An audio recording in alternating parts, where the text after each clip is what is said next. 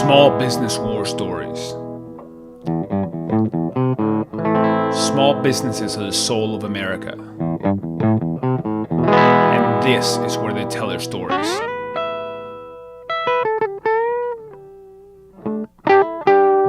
I am your host, Pablo Fuentes. Hey, lovers of small businesses and good stories in general. Welcome to episode 116 of Small Business War Stories. And today I had the pleasure and honor to sit down with Nic and Diane Atwood. And they are a very, very awesome couple. They are artists, they are musicians, and they are also real estate agents. And they're the perfect cross-section of, Austin culture, like the combination of business and art and what's going on here in this city. They talk a lot. They have a lot of really cool stories from their open mic that they run, where folks like Shaky Graves got their start, and also from their stories selling and buying real estate in Austin, Texas. So this is definitely a great episode. And we also touch on what it's like to work with your spouse, which is a theme that's come up a few times in the podcast. Make sure to check out our new website at smallbusinesswarstories.com. Comment on the post, reach out, let us know what you think. Without further ado, let's get into today's episode with Nic and Diane Atwood in Austin, Texas. And we are live here in beautiful Austin, Texas. And today I have the pleasure and honor to sit down with Diane and Nic Atwood. And you guys have a realty practice here in town. It's called Atwood Realtors. What's it officially called? Well, we work on a team. We work on the Perry Henderson team. Okay. Apparently, we're not allowed to be called an Atwood Realty team anymore, like legally. Why is that? Yeah, I mean, just it's a Texas Real Estate Commission rule. Okay. Yeah, it's interesting. We had to take down our little signs in our front yard that we had made that we can't be a realty team because we're not. We're on a team now. But we work for Berkshire Hathaway. Okay. Sounds good. Well, that sounds that's a very long way to say that you guys are realtors in town, and you we met a few years ago here as part of the music scene in Austin. And I was always really interested in what you guys are doing because you have a really unique approach to connecting with people. But let's we'll get to that in a minute. What inspired you guys to start getting into real estate and start playing this game? Well, real estate has been a big part of my life for a really long time. My mom did a lot of interior design, and whenever we were looking for houses when I was a kid, I got really excited about it because we got to visit a lot of houses, and it was a lot of new builds and unique properties, and it was just fun for me as a kid. And I never knew you can make money in real estate until I was a teacher, and my next door neighbor teacher's husband was in real estate, had been for a couple of years, and was trying to convince her to do it, and she didn't want to, and I asked her why, and she said, I don't know, but I have this coupon for some books. Do you want to be in real estate? And I was like, yes, I do. And so I called Diane at her office. She was a teacher at the same time too. And I was like, do you want to get your real estate license? And she said yes, and ordered the books, and that's where it started. How long have you guys been dating for at that point? Well, we've been dating since we're 16, 15. 16? Wow. I was 15. She was 16. She had wow, look at that. Big man on campus. All right. So, how long after that was this real estate thing? So you guys have been together for, like 10 years at that point? A little bit longer, I guess. Okay. Yeah. There was the 10-year mark was whenever we got married. Okay. After dating, and then we had 10 years of teaching. Yeah. And then we then we started the real estate thing. Okay. So what has it been like to work with, you guys live and work together, right? So what's it like to work with your spouse? I mean, and that's something that's come up a few times. We've had Mick Whitcomb, who travels around the country with his wife and does different things. And we had Big Ear Pedals recently that Grant and Karen, they run the company together. So it's a theme that's come up before, but I'd love to hear your experience. What's it like to work together and live together? Well, it's definitely became the goal at some point because we were going in opposite directions to go to different schools, and we're just so far away and wanted to spend more time and create this lifestyle that we have now. So it was the goal to be able to work together. We do have a lot of freedom to be traveling together and going around town, but there's enough business that sometimes you just have to go to your own corners and buckle down. Okay. So, yeah, it's a good thing. What are some of the So- challenges? Well, I guess separating the personal and the business. I mean, you really have to draw a fine line and not step over it at certain points. Right. Yeah, it's a challenge being with each other all the time, which is the goal, of course. But of course, sometimes, I have to feel, or we both feel frustration with our jobs. We're working on two different things and we're trying to communicate with each other. For example, I try to communicate with her. I can't find a file online, but I know Diane can, and she's working on something else. And I say, Diane, I need you to do this. And she just says, no, I'm in the middle of something. And I'm like, what? I need this. Stuff like that, but everything gets done. Okay. It's just, that's the biggest challenge is that we're working on different things, but the same things at the same time. And Okay. multitasking. Yeah. The other challenge would be turning off work. It'll be midnight and it's an idea pops in that's about work, and I can immediately, shoot that off to Nick, and then all of a sudden we're in a work conversation when it's not the time. Yeah. That makes sense. That's interesting. So what, okay. And do you source the same and work on the same deals, or do each one of you work separate deals? How does that work? Both, really. We all always work on the same deals. If there's a project, we're both engaged with that project, but we both have separate deals, separate listings, Okay. separate people that we're working with for buyers. It's something like that. But again, if I can't find a file on my guy, Yeah. and I know that Diane knows where it is in Google Drive, and I haven't been able to find it because I can't access it. Yep. We're at that point, we're engaging in the same project. Yeah, and that's part of our pitch too. You get two realtors working on your project all the time because we can't help but constantly be bouncing ideas off of each other. Right. And Now, going back to the whole, daily interaction, are either one of you guys introverts, as a preference? I am. You are. Mm-hmm. So you are somebody who, I'm a recovering extrovert, so over time I've needed more and more and more time, I've noticed, to recharge, because I need to fill the cup and be by myself before I can.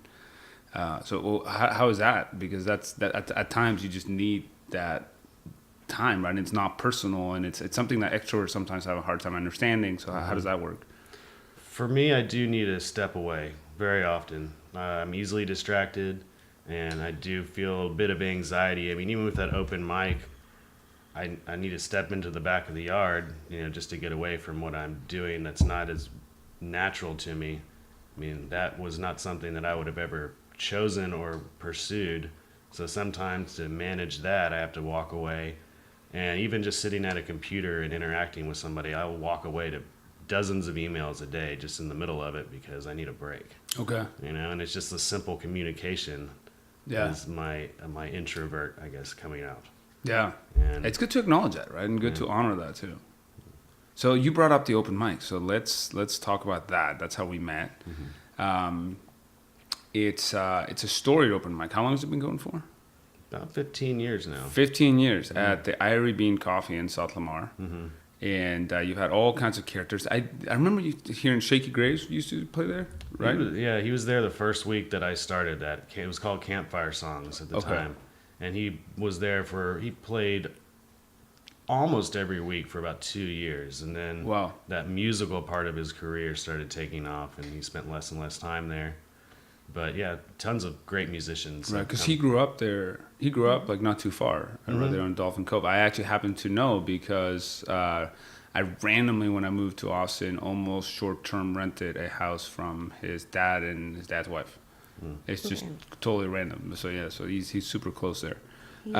he actually played at our wedding. Is that over right? there? Yes, and off Trappist Heights. Yeah, he wrote a song called "Give Up the Ghost" and played it as he was walking up or down the street to the park where we got married, and then back up.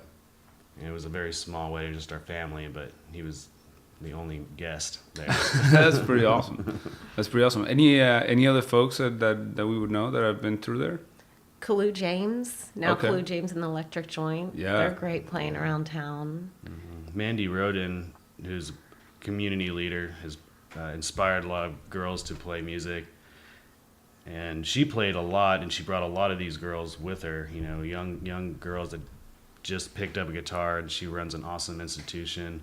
Jana Pokop is Right. another leader in the music industry. She is an amazing story too. She started playing the first week too that we started this. She was there with Ollie Shaky Graves, and she worked in software or something for a while, and she wanted to work in the music business, and she worked diligently to do that. She hooked up with Dan Barrett, who's a local producer, and he runs or is a part owner of Red Leaf Studios. So she started working there part-time as an instructor and then an administrator, and she was able to quit her job and work music full-time.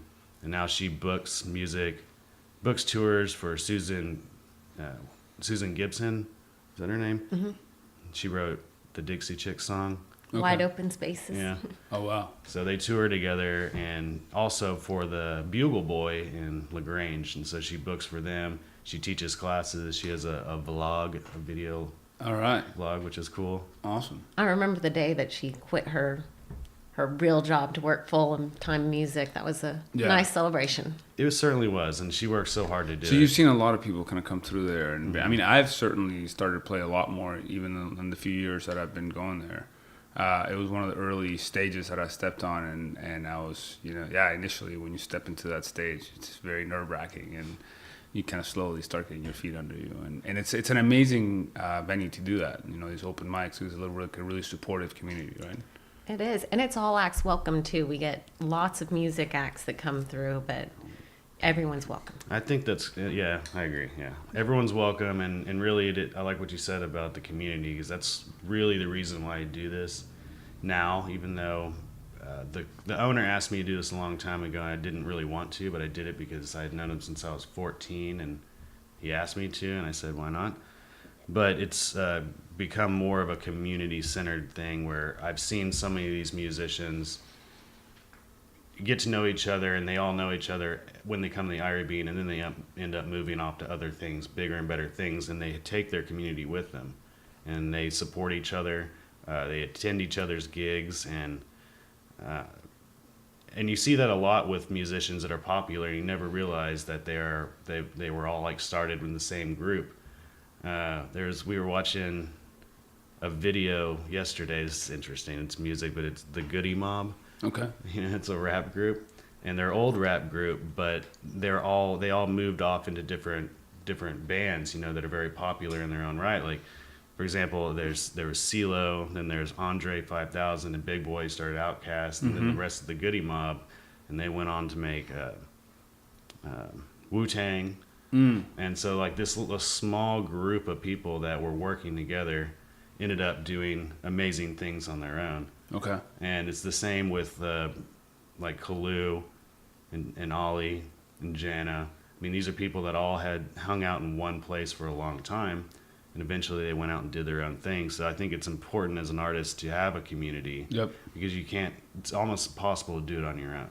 Yeah, no, it's definitely. I mean, that's the reason I moved to Austin, is to play music, right? Because it's that community is here, and it's not everywhere. I mean, people take it for granted sometimes. I think it's hedonic adaptation, where we immediately adapt to the new level of of happiness, and you start all of a sudden you think that you're never going to be upset or down if you move to XYZ, or if this happens. Like, the moment I graduate high school, I'll never have to worry about anything again, But then you sometimes have to pinch yourself, and it's like, wow, I live here. This is like this community is part of my life, and that's amazing. How does the open mic tie into your business? So your business sponsors the open mic, and it's so every week, obviously it's the name of your company's in the sign up sheet. How do those two things intertwine, and how does that happen over time? I would say that it's about being consistent and just being there and having those conversations with people. Every time we go there, there's someone that has a real estate question for us, and we're always there. We're always consistent. We know, we'll be there for them, and we get lots of clients from that. We do, yeah. There's I think there's a lot of value in letting people know at that open mic that, again, expressing the community aspect of it. And I like to tell people, talk to everyone around here, because there's such, as diverse as the music is that's coming through this place, the people's occupations are just as diverse. There are very few people that do the same thing. Yep. I've noticed that at the Irie Bean, I can just list off tons of occupations. I mean, it can be from a carpenter to a social media manager to a realtor, to an electrician or somebody that provides auto parts. I mean, the list is endless. Yeah. And I think it's important that people speak to each other, whether they can either collaborate artistically or they can benefit from someone else's occupation, but you never know unless you talk to them. Right. And so that's one of the focuses that I have, is to make sure that people talk to each other and know what they're doing, so we can further make that community a little tighter. That makes sense. Yeah. Wow. I believe in partnerships. I believe in relying on people. It makes things predictable, especially in our business. I like to have predictable people that I work with, like a power team, Right. rather than just hoping it works out with somebody random. Because You mean in terms of service providers and other people that make a deal come together? Yeah. Yeah, when I bought a house, it was incredible to me. There's a lot of different parts and a lot of different things that have to come together. there are a lot of moving parts, absolutely. And I mean, my deal almost fell through for reasons that are beyond the scope of this podcast. But then I found out that most deals have like some OS moment. Or actually, we can cuss in this podcast. We'll just probably, some oh shit moment. We can just make it explicit. Where it's like, oh, this might not happen. Right? Has that been your experience as well? Absolutely. Yeah, Happened there's yesterday. Really? Happened yesterday. Wow. Without naming names, what was the situation? So the situation was, this is probably my biggest deal of my career. Okay. Emotionally, I had an emotional attachment to it because of who was involved, and had to do with the Irie Bean in a sense. And for the past 30 days that this deal has been in effect, I've been told everything's fine. We're going to close on time. I did my part, and they apparently were doing theirs. And then I found out at 4:30. I guess Wednesday actually, that things were not going to work out, and then Thursday it was official that they would not work out. Then he didn't lose the deal, but it was pushed back a week, and the problem was that his whole family was coming in town. His fiance family was coming in town, and they're expecting a baby, and a ton of people were expecting to spend Easter weekend at their new house, and then somebody messed up. And therefore, the deal isn't going to happen. It isn't going to happen. It didn't happen yesterday. So the deal is still going to happen. It's just the close got pushed off. Yes. Okay. You made it sound for a second there that the deal fell through. Okay. That's basically, it feels like it to me. Well, Well, it's But he'll not- still get the house. Yeah, I think you're being a little hard on yourself. I mean, in hindsight, like, nobody's.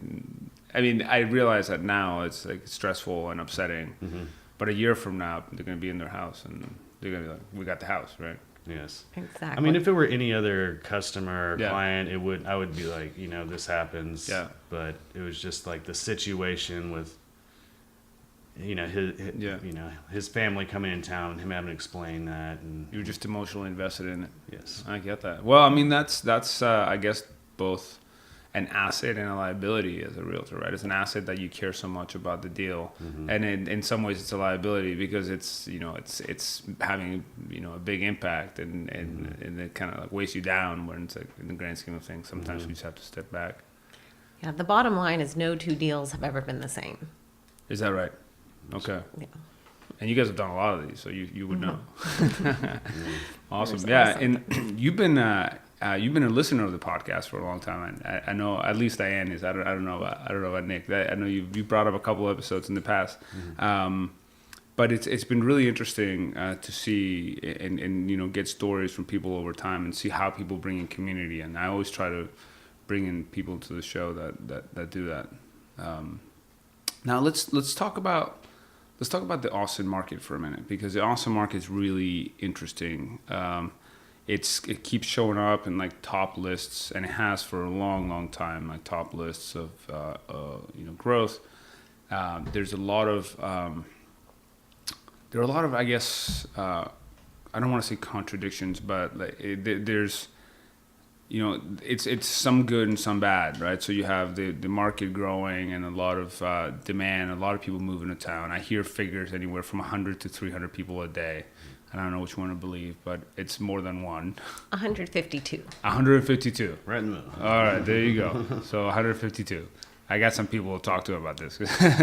And which is still a lot. That's net, right? That includes outflows? Yes. So, yeah, including outflows, 152, that's a lot of people every day. And then I had a really interesting episode of the podcast a couple of weeks ago with South Pop, the South Austin Museum of Popular Culture. And we talked about this phenomenon where, like, in Austin, the people who got here in the 70s were told, like, oh, you're too late. Like, the really good times here were in the 50s, you know? And everybody, I kind of have this idea for a song in my head that I haven't written yet, but somebody should write. It's called "Everybody Wants to Be the Last Person to Move to Austin," And then it's it kind of there's this dynamic where the city is constantly growing, constantly changing, sometimes for the better, sometimes for the worse. How do you see that? Having been here for 15 years now, and how do you see the real estate market and how that affects it? All right, so a good story that I like to tell about that, and it's a great question, is our original broker when we first started in real estate. He's the one who sold us our house in 2006, a long time ago. And we had a great experience with him, so we went to the big companies, and it wasn't good. And he was an independent broker. Unfortunately, he's deceased now. But what he said is, and he's been in Austin for his whole life. He was an original Austinite, and what the way he described it was, back in the 70s, there were no defined rules. And people, like, it was not a dangerous place, but he said you could really do anything. And the growth that he's seen really has defined a lot of regulations, rules, and not only just with the city, but with the way people act and interact with each other, whether it be person to person or police officers with people and crime, and the diversity and the amount of people that are moving here.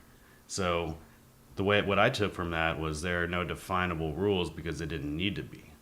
And it was simple enough in South Austin where he grew up, where those rules were not necessary. I mean, streetlights or regulations or anything like that. Yeah. So can you park on your front lawn? Stuff, yeah. Yeah, in South Austin, it's like no problem. But then, people move in and they're from a different neighborhood, from a different town. Yeah. And they don't like that. And then HOAs are created or whatnot. So that's a good point. But from when we moved here, we moved into the South Lamar area first and then moved to South Congress area. And driving down South Congress now blows my mind. I mean, I'm a fan of growth and everything, but I mean, there's a lot of things that institutions that are gone now because the huge buildings are there. Mm-hmm. One of our neighbors is involved in a major construction project on South Congress. I like to call her the Empress of South Congress because she's really dominates a lot of the culture and influence in the area. And I'm not going to say I don't like it because that's progress. I mean, are we going to have a metropolitan city or not? It's the capital of Texas. And I mean, there's just an amazing changes, just like the amount of traffic on South Congress and people on South Congress and people that use that as a tourist destination really blows my mind. Yeah. Like if you walk down that street, I would say 95% of the people that are there are not living in Austin. They're tourists. Yeah, it's funny. Yeah, I used to go to South Congress more when I didn't live here. Mm-hmm. Yeah, that's funny. That's funny you said that. Oh, I guess that's the case with a lot of cities, right? If you talk to somebody who lives here versus somebody who doesn't, the places that they'll tell you to go to are probably different. That's true. I like being the hometown tourist. Yeah. And then, I don't know. I love it when people are like, you have to go to, I don't know, Joe's Coffee, right? Which nothing against Joe's Coffee. Awesome institution in Austin. And they have the, I love you so much wall. Mm-hmm. But not a lot of locals go get their coffee at Joe's Coffee, right? It's pretty much everybody from out of town. Right. You have to stand in line. Yeah, you have to stand in line, and it's hard to park. It is indeed. Yeah, very cool. So where do you see the city going? Because there's this tension, right? So there's this tension between the the art, the history, the music. I mean, this is a town where Stevie Ray Vaughan got a start. This is Janis Joplin lived here for a period of time. Obviously, Willie Nelson and the entire Cosmic Cowboy and Outlaw movement. It's very heavily soaked into the fabric of the town. And then you also have a lot of things that have been pushing Austin forward economically. Things like technology and different companies. Places that used to be 3-story buildings downtown are turning into 20, 30, 40-story buildings. And that's unlikely to stop anytime soon, right? So how do you see that tension between economic growth, the arts, and what that means for the city and the real estate market? I believe that's a difference in age. And you mentioned tech companies and different parts of town. Like downtown, I think that downtown, I think it comes down to tech companies. Tech companies are dominating Austin. People are moving here. Companies are moving here, and that's dominating the market, clogging traffic and all that. There are 50 or 60 huge tech companies. And what I see is that we obviously have a traffic problem, of course. But what I see is that we have a housing problem. That's why I have that Code Next initiative that is changing Austin in a major way, making all of our major arteries multi-use, commercial and residential space, which I do believe and understand that it's necessary. But where do the cars go? But I think the tension is going to be in housing and real estate. Okay. And because Austin itself is becoming so dense, the properties that are within Austin are becoming completely unaffordable. And not only from a price standpoint, from a tax standpoint, maintenance standpoint. Right. And because Texas doesn't have state income tax, for our listeners who may not be here, but they make it up with relatively high real estate taxes. Absolutely. And that's a tension too, right? Because you get places like the East Side where for a long time people had communities, a lot of people of color, and then all of a sudden that became like a hot market, and a lot of times people get heavily incentivized to move, if you will, through a combination of high offers and the inability to afford increasing taxes. That's very true. I mean, that's definitely why East Austin became what it is right now. Absolutely. And I see businesses, there are more hot spots in Austin. Like it used to be the downtown and maybe South Congress, but now, farther south is hot. The Domain is there. North Burnett pretty much has every business that South Congress has. They've put there, and it's growing in that way. Yeah. Yeah. Austin's a very low inventory city relative Okay. to many other cities in affordability. Is that right? Absolutely. And the East Austin phenomenon, I guess it's not really phenomenal. It's just gentrification, but I think what you said is correct. People want to move into the East Austin because it was affordable. Now it's not as much, but the closer to town, the better. But many people that have experienced and been in Austin for a long time, over 35 years or something, have moved out of Austin and loathe going downtown, and they wouldn't go to downtown because it's just too packed. It's expensive. You can't park. And I think that's a major tension too, is the fact that the people that were here, the last person who moved to Austin, has moved out of Austin because there's a bunch of other people moving in, and it's become too competitive, and hard to live. Right. But at the same time, you do get an influx of creative people. I mean, it's a city that attracts people. I mean, you guys moved here, way before I did, but for similar reasons, right? For this, the vibe of the city, and it does. You do get a lot of people who do contribute to the art scene coming through, right? I'm sure you see that in your clientele too, right? Absolutely. Austin's very diverse. One quote that I love about Austin, it was from our former governor Rick Perry. And he said he described Austin as being the blueberry and the cherry pie. And it's just diverse. I mean, you have all sorts of walks of life, all sorts of beliefs, and it's what brings the fabric and the color to the city, I think. Truly makes it metropolitan. My dad lives in Houston, and he's an ultra conservative dude. and I feel like he sees Austin as a joke. Okay. And I feel that like that Rick Perry quote might be very apt because like we live in Austin and we don't see the outside point of view. We're here for a reason. Yeah. But like everyone else in Texas, they live outside of Austin and they probably wouldn't move here. Yeah. Because of it's I love weird, love both Austin and Texas. As funny as that sounds, right? But if you live here, that makes complete sense. Because I go spend a lot of time in the towns like outside. I play music out in the hill country, and it's definitely a different vibe. But at the same time, it's permeated. I mean, it's like when Willie and Waylon started playing at the Armadillo, they had, what did they say? They had the hippies and the cowboys all in the same place, and they weren't fighting, right? And that's kind of what Austin is in some ways, right? I agree. So that's cool. Let's talk about the real estate industry for a second. So there's technology is obviously changing everybody's lives. Everything from the way you get your groceries delivered to your smartphones and daily interactions with other people. How do you see technology changing the real estate industry? And you obviously have things, things like Redfin and other online brokerages that they want to take out the real estate agent out of the equation. How do you see those things, and how do you see that affecting what's your chosen profession? Well, it definitely has changed the game. We've been in real estate about 5 years, and that's a long time. Most full-time agents quit after about 3. And so the game has changed since we first begun. And really, the human interaction, you just can't take out. And those companies, a lot of them are so big, they're not necessarily on the ground being in all the homes. And there's a lot of homes that they miss. Mm-hmm. I think the biggest challenge is that mentioning human interaction, I think people are willing to pay a premium not to deal with that. There have been many people that have, changed real estate agents because they have a clash in personality. The real estate agent didn't do what they were supposed to do.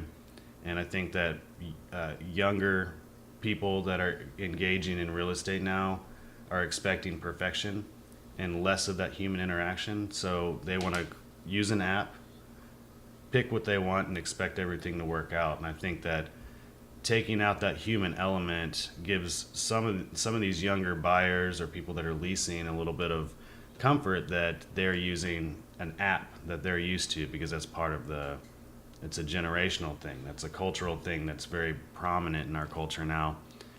And there are companies like Redfin is kind of like one of the really dominant leaders in this change in human interaction, where they charge like a certain amount that's way lower than everyone else does traditionally. What's the difference again? It's so usually transactions have 6%, which is 3 and 3, right? 3 for That's the correct. broker, buying broker, and 3 for the selling. And what are the online platforms? How much do they charge? So for example, Redfin, they will list your house for 1%. Okay. They will always have to pay the 3% to the other agent. Okay. If they have another agent. But otherwise, it's only 1%, so it's a great deal for someone selling their house. Yeah. And that's hard to compete with. It really is. And I think it really comes down to personality, like who you're dealing with. Some people don't want to deal with a real estate agent. I have somebody that we lost a deal a few months ago or whatever with somebody who had cash, but he didn't want to deal with a real estate agent. And I don't know why. It just, some people don't like us. I mean, not us, but real estate agents. Yeah. And I've had somebody tell us, I don't know who's worse, attorneys or real estate agents. Okay. And I think it's a perception of the salesperson. Mm-hmm. No soliciting sign on the door.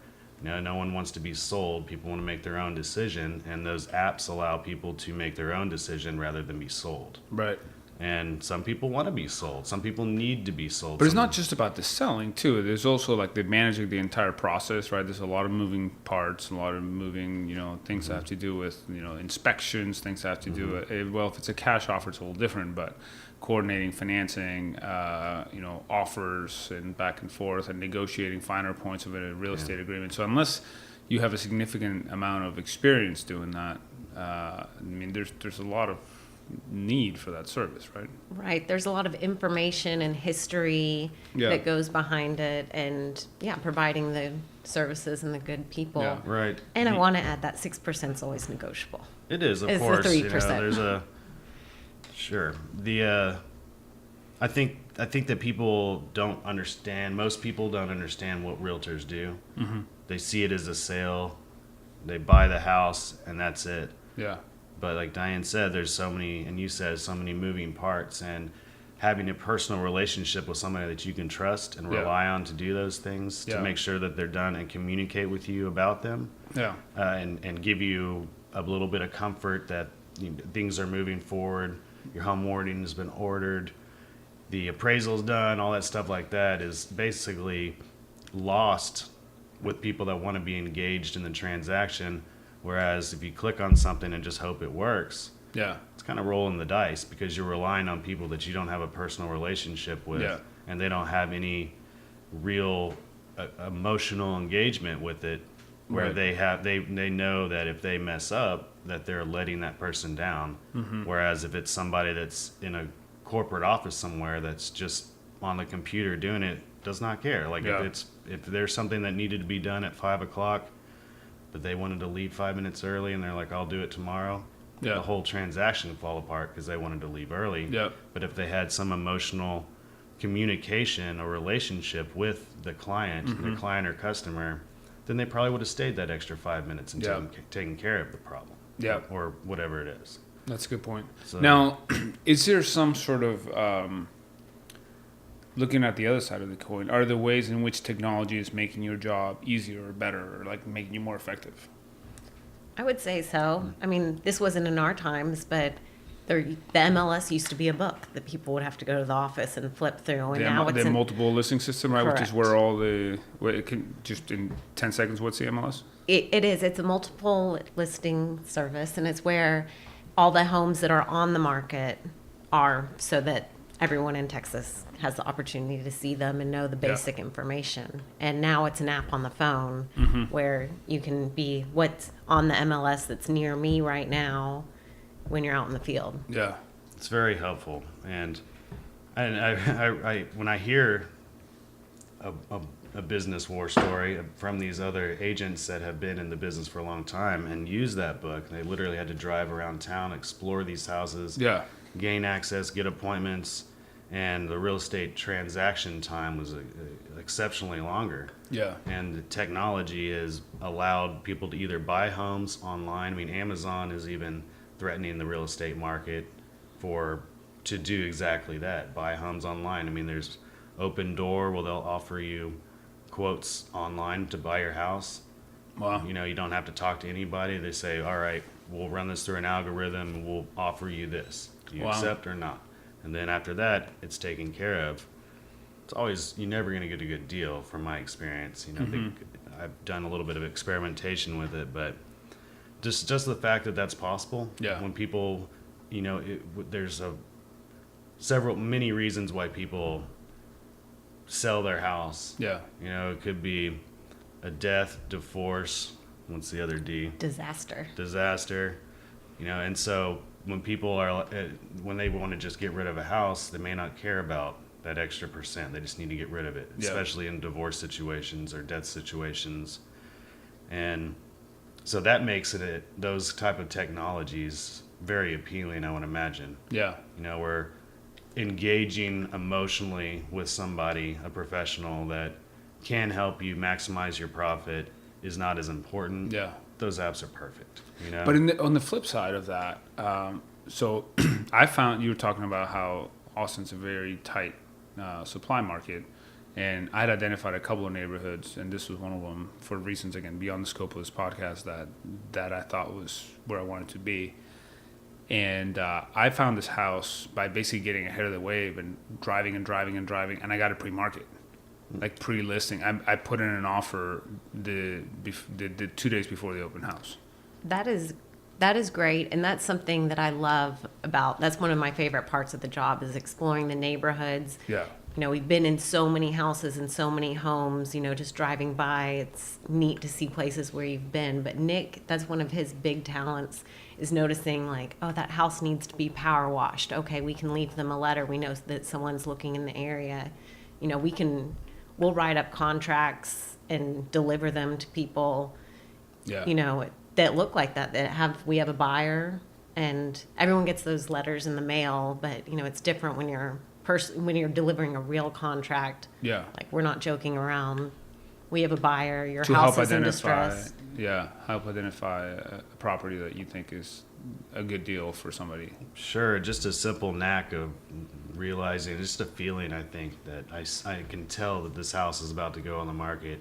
Yeah. I do other things like I look at permits in the neighborhood and see who's replacing their roof or something like that, just to guess, that they might be selling. And People replace their roofs before selling? often too. Really? Yeah, people. It's kind of strange and unfortunate in a lot of ways, I think, and disappointing for many home sellers is when they put a lot of money into their home and they pretty much do all the things that they would have done to be happy there, and then they have to sell it. Yeah, and then they don't usually get the full value for their. I don't think so. There's some repair. There's some people, like I've read articles like which repairs are worth it and so forth. But I think most of the time they won't get that. And so many people, when they move into a home, they have a vision that's different than the seller's vision. So they're going to go, and all the hard work the seller just put into it might not be valuable for the buyer. That's true, and that's a gamble as well, because a lot of new home buyers, younger home buyers that are moving to Austin, have great jobs and everything, millennials, I suppose, they expect things to be perfect. And they walk in, they don't want to do a lot of work. But, there are some that they want to come in and fix up an old house. But I think what's dominating the market in sales right now, especially with resales, is remodeled homes and people that are looking for deals inside of town, not as much as the new construction outside of town, which is always seductive and immaculate. But whenever, most people don't really want to live outside of town. In suburbs, in my opinion. I don't know if that's actually true, but Well, I guess it depends on whether they have families, like where they want to do. yes, schools are important and everything, communities. But with resale homes, very few people that aren't investors want to move in and it'd be perfect. So I think it's very challenging to make cosmetic upgrades and investor upgrades, essentially, where you do it as cheaply as possible, make it look as nice as possible, unless you're in the luxury market. And then the cost is hugely different, vastly different, way more expensive. And then, of course, then it has to be super perfect. Yeah. So That's why I don't do exact covers. That's why I don't play exact covers, right? Whenever I do a cover of a song, I always put my own spin on it, because then people can't say like, oh, that's not the way you played it. I'm like, I know.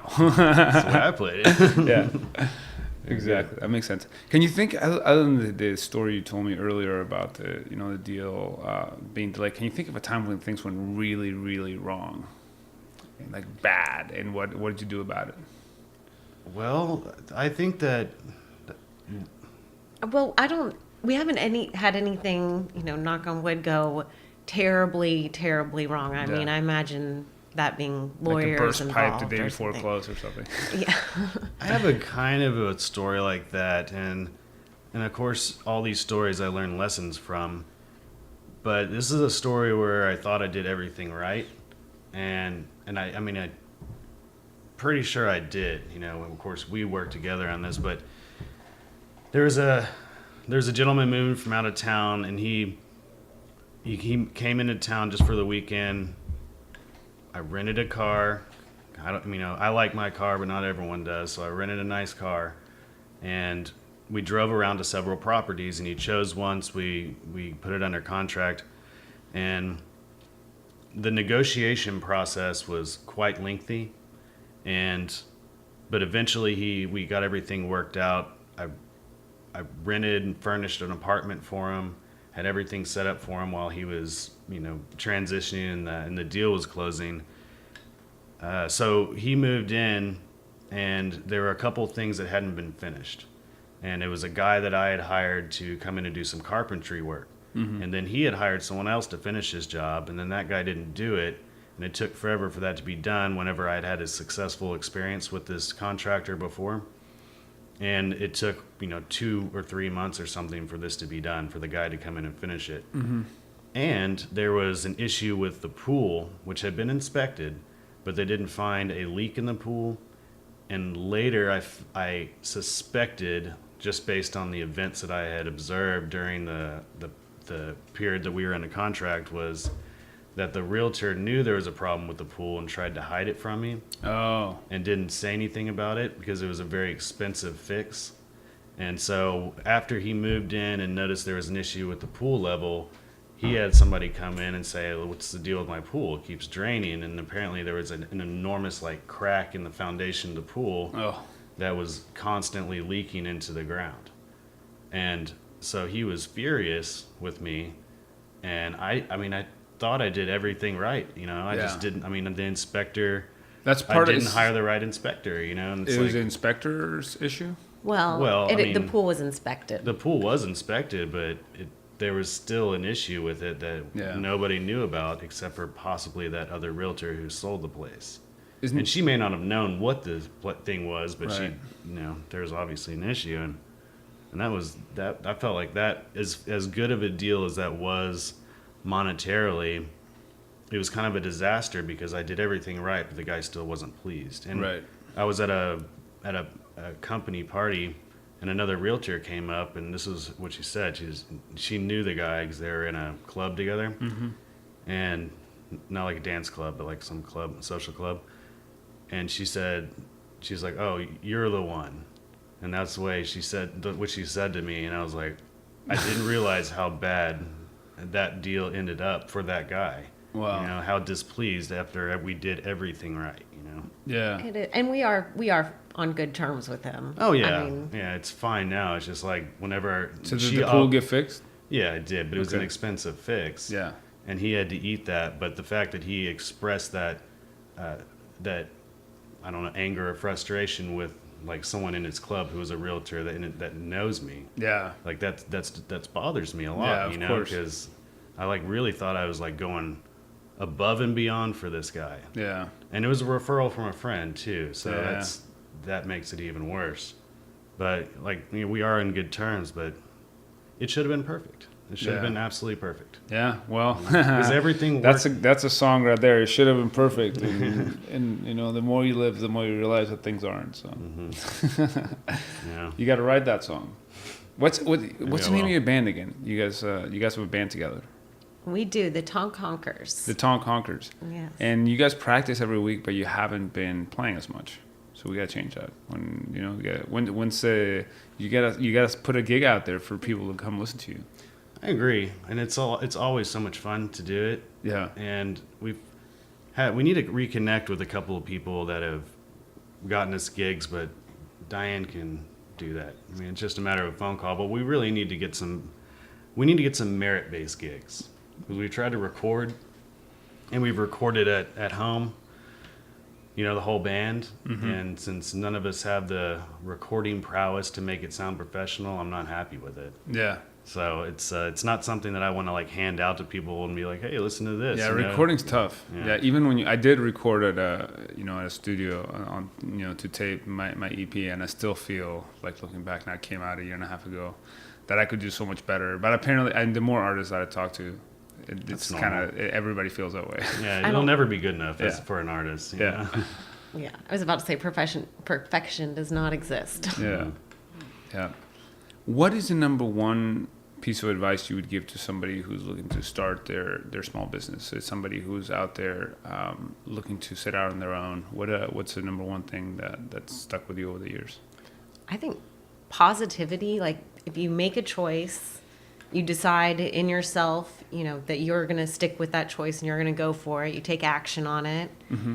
and then just remain positive and work at it. Don't let the naysayers get in your head at all. Yeah. That's a good point. I feel like since we've started this business, we've run into a lot of people that know how to do our job better than us that aren't real estate professionals. Yeah. So that getting past that is very important, and making your job valid by your actions but also making sure that you can fund it, because small businesses are exceptionally expensive. The real estate business is fairly inexpensive to get into, but if you're not maintaining and getting business, it's hard to maintain financially. Right, and you don't make any money at first.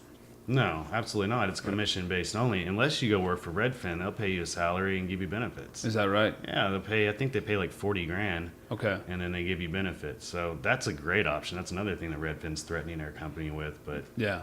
there's a salary cap essentially with that type of business. Yeah. But I think that you have to make sure that you have some kind of monetary base, Right. whether you're working 2 jobs or whatever, that to make it happen, to get it going, whether you're doing favor to pay the bills, while you're working full time. But I think really one of the best things is to not do it part time, is to like do it full force, make it a lifestyle, especially with these small businesses.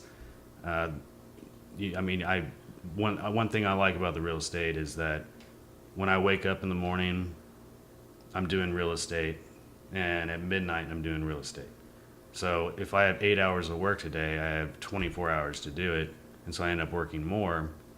And I have no problem with that because it's more of a lifestyle thing. Right. And that was the difference between being a teacher, where I had to be there. If I wasn't at school at 8 a.m., the sky would fall. Yeah. I couldn't leave until the last period of school. So it was very time consuming, and it wasn't a lifestyle. It's just like a means to an end. It's a great job, great profession. Yeah. I had the cushiest teaching job ever, but it was that time constraint where I wasn't allowed to take a break. Whereas in real estate now, if I do have those moments of anxiety where I need to walk away from an email in the middle of it, I can. Yeah. Otherwise, I have to face it, and then it becomes exhausting whenever I can't just have the freedom to take a break and walk away and think about what I'm doing so that I make the right decision. And especially in a small business, if I don't make the right decision, it's even more impactful than the being forgiven in a system-based environment like a school day. Yeah. Where everything is systematically set up, and so you can't really fail if you know the system. But and I like systems, but having the freedom to make my own systems There you go. is very liberating. Yeah, I think systems are important. It's just when somebody else is imposing the system, it makes it a little more challenging, I think. I agree. And I like what you were saying about the lifestyle job, because that's what really keeps me motivated and keeps me going. I don't have a plan to retire. Like, I don't want to be, grinding and hustling my whole life, but I don't have a plan to retire because I can do things like go to knitting club and call it work. Yeah. Go to the book club and I'm networking with people. I'm getting business, giving advice, creating relationships. And that's my favorite part. I really think that's great too. Diane's dad is one of those guys that'll never retire. And I think he's pretty much just fine with that. Yeah. My dad's looking forward to retiring in a few years, and I don't know what he's going to do with himself. Yeah, well, a lot of people actually incur serious health problems, also depression and things like that I think it's important to never underestimate the importance of purpose in our lives, right? Like having a purpose is a big deal. Because without getting too deep into things, I think like ultimately, like, people talk about the meaning of life. I think one of the magical things about life is that there is no inherent meaning to life other than the meaning that you imbue into it, right? So unless you have something to replace that meaning that was given to you by that job, that is like perfectly lined up afterwards, I think that's what's tough. I agree. It's only so much golf you can play, right? I don't know. Maybe some of our audience will disagree, and they just like to play golf. Some people play golf every day. Yeah, I would if I had time. Yeah, you a golfer? I am a golfer. I like playing 9-hole golf, like not real golf. Yeah. I like the long golf. Yeah, golf, I've never played 9. I don't play that much, but I play once every like 5 years. But I've never played 9 holes and been like, man, I really wish I could play another 9. It's just I never have either. It is just the right amount. And the one that's in town, the Butler course, is super fun. It's laid back. Yeah. You drink beer there. Okay. And there's events and tournaments, but yeah, it's no pressure and it's a pretty easy course. So I like that. Sounds good. Where can people find you? So if people are interested in either your open mic, where can they find that? And also, if people are interested in working with you on the real estate front or learning more about the Austin market, where can people find you? Well, the email address is best. Phone numbers we can definitely provide. We have a Facebook presence. Okay. And we do a lot of videos, live videos, trying to make sure we have that social credential that we are. And what are your handles and what is the email that you want people to reach out to? All right. So what's our Facebook handle? I believe it is Nic and Diane, NIC. Okay. And Diane, and might have to make some show note edits Yeah. on these. But we both have two websites, atwood.perryhenderson.com and diane.perryhenderson.com. On Instagram, Atwood_realtor. Yep. We're there. The Irie Bean every Thursday. Yeah. It's 2310 South Lamar. And that's Thursday at 7 p.m. 7 p.m., 7 to 10 p.m. All acts are welcome. Okay. So I encourage you. That's a great way to meet us in person if you want to casually stop by and, gauge our personalities from afar. But you can always call Diane's phone's the best at 512-644-8861. I'm bad with my phone. I try to lose it all the time, but I say call her first. Use Sounds the brains. good. And do you guys have a social media page for the open mic? We don't manage that. Okay. The Irie Bean Oh, does. the Irie Bean does. Okay. Yes, we should probably request some access to that. Or you can just have like the Irie Bean open mic page where you have like videos and photos just from that. You've been doing it for 15 years. It's a great idea. Yeah, never thought about that. Yeah, because it's actually really difficult. And now I have them kind of wired, and I know every night of the week where you can play and so forth.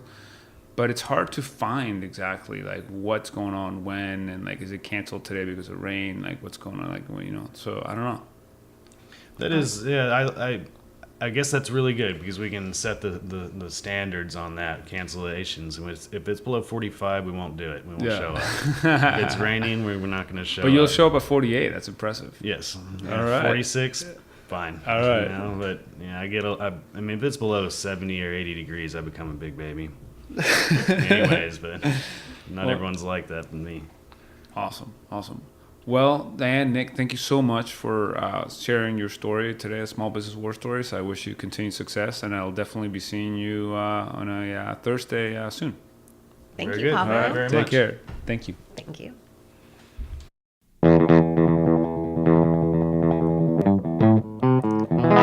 Small Business War Stories. Small businesses are the soul of America. And this is where they tell their stories.